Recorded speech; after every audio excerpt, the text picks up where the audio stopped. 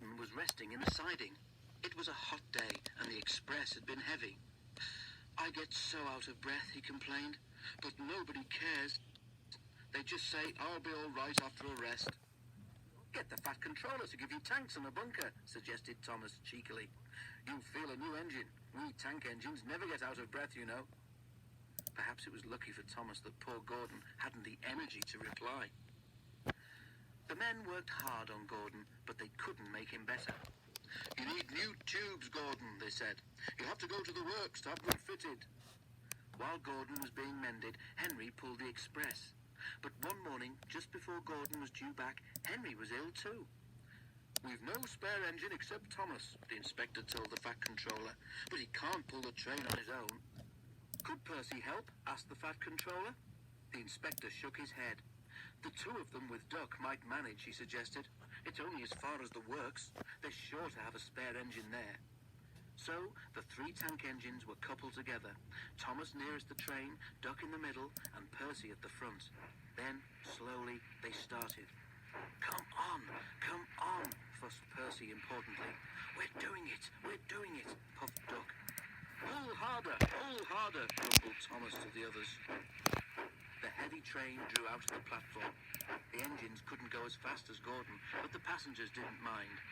They knew that Percy, Thomas and Duck were doing their best. Expresses are not like branch line trains. They don't stop at all the stations, and the engines don't have a chance to get their breath back. Soon the three began to feel tired.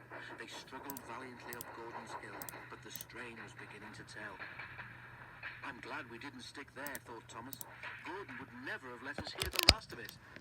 But the hill proved too much for Percy. His driver blew his whistle and stopped the train. "We can't take you off, Percy," said Thomas's driver. "Do the best you can to keep your brakes off. It's not far now." This made things harder for the other two, but they struggled gamely on, twin columns of steam shooting high into the air. We're nearly there," puffed Thomas and Duck together as they summoned a last brave effort. Poor Percy had no steam left to say anything. They were just passing the works when Duck found he could go no further. Thomas could not pull the heavy train on his own, and the cavalcade came to a standstill a few yards short of the station platform.